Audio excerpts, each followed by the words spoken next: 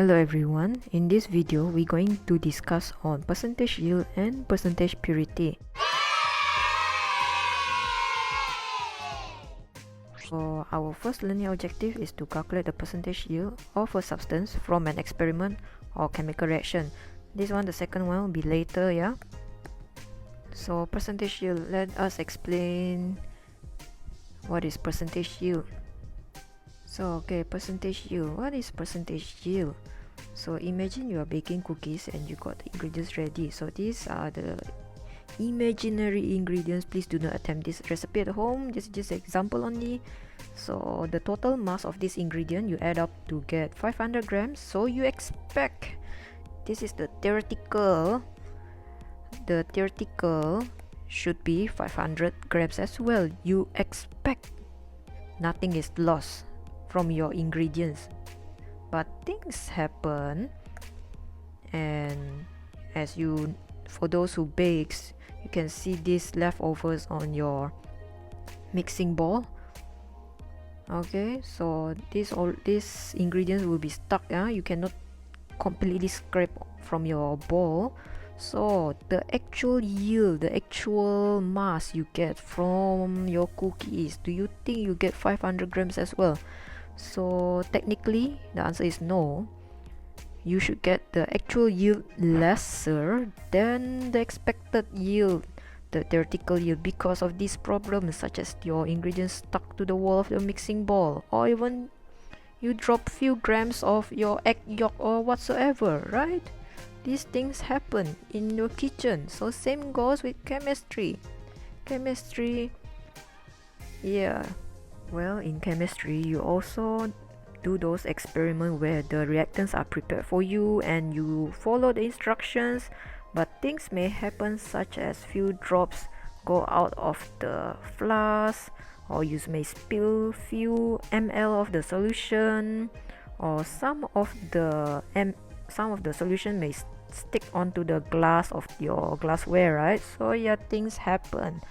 So let's get back here. How do we calculate percentage yield? Percentage yield is your actual yield, the one you get actually from your experiment, divided with your theoretical yield, which is the expected yield. So yeah, here are the reminders. Please remember the actual or experimental yield is the amount you got during your after your experiment, just like you finish your baking. So the theoretical yield or the expected yield is the amount you expect, where no amount should be. Here's a question from your exercise 10.9, page 10. So let's start with question A, part 1. This is a recap from your previous lesson in the class, maybe a month ago. So here we go. When a sodium react with chlorine, sodium chloride is formed. So what mass of sodium chloride is obtained when 5 grams of sodium was reacted? Okay, here we have highlighted the two important stuff from the question and in the chemical equation. So next step, if you remember, we must write the ratio of these two, 2Na to the ratio of 2NaCl. Next, the first row here, we must fill in their AR or MR. As you recall, this can be obtained from the periodic table. Get the mass, atomic mass. So mass for sodium is 23, so 2 times 23,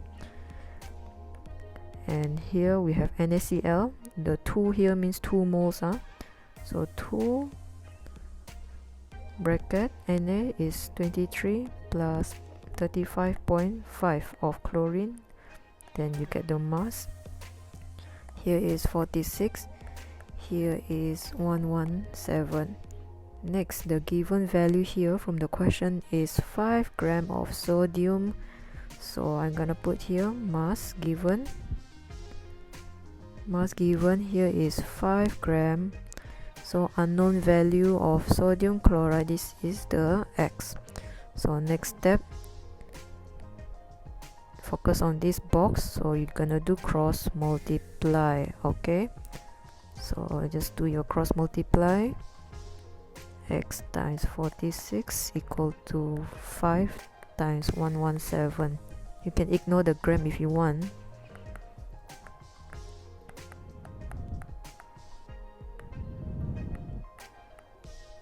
Okay, so make sure you know this one. 46 you bring to other side, become divide, yeah. So here we go. Next is to calculate the value. Using your calculator, you get 12.717 with a long answer. When you get this, make sure you run off to 3 sig fig as usual. So there's nothing to run off here. So 12.7 gram.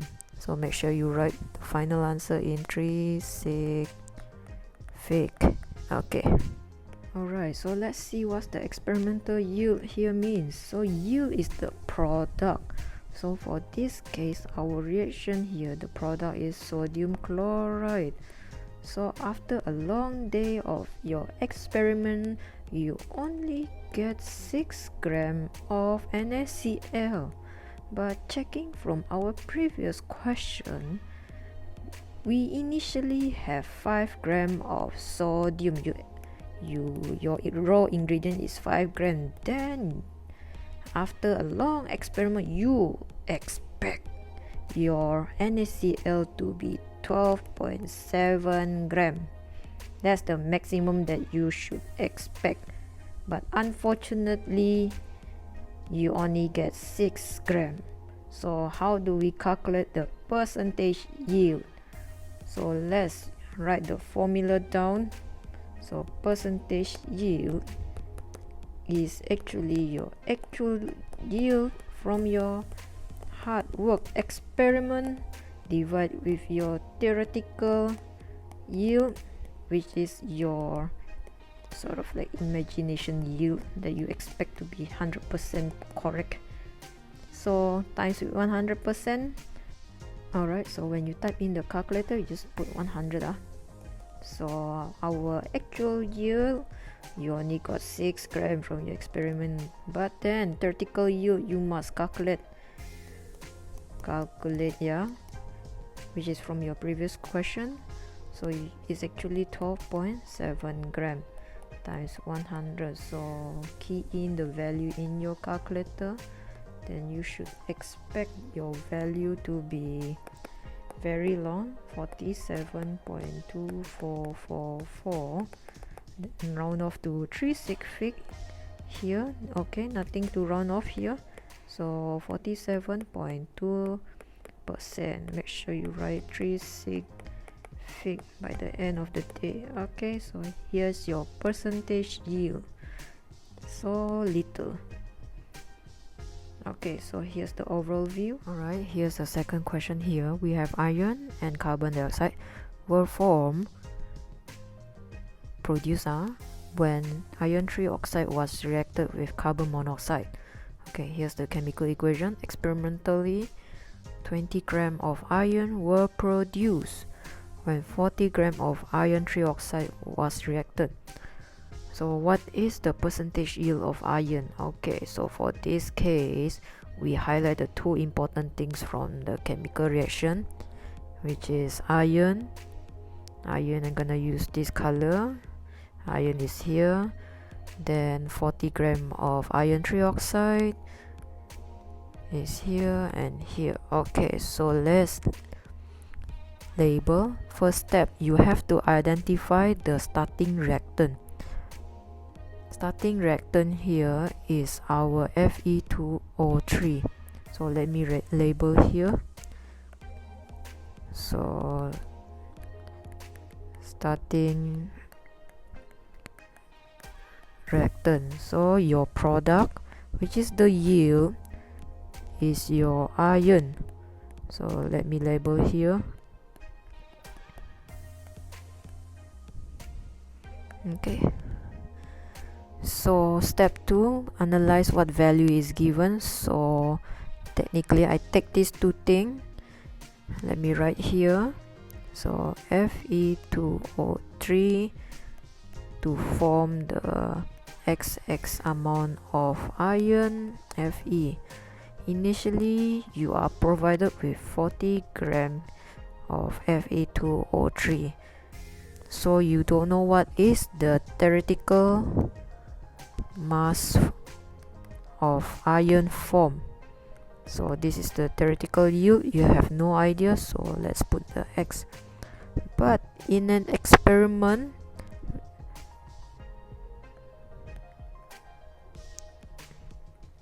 you only get 20 grams of iron. Yeah, so what you need to do here is to calculate the theoretical yield by using the ratio calculation. Alright, take the two important things from the equation. So the two things highlighted here, I've written here Fe2O3 and the iron 2Fe. So calculate their AR or MR. So use your predict table. So iron here you have 2 bracket 56 plus 3 of oxygen, 3 times 16 to the ratio of 2 times 56. 56 is the mass of iron. Yeah, so when you calculate, you should get 160 to the ratio of 112. Okay, so the 40 gram here, this is given from your question, so I put here mass given here from your question is 40.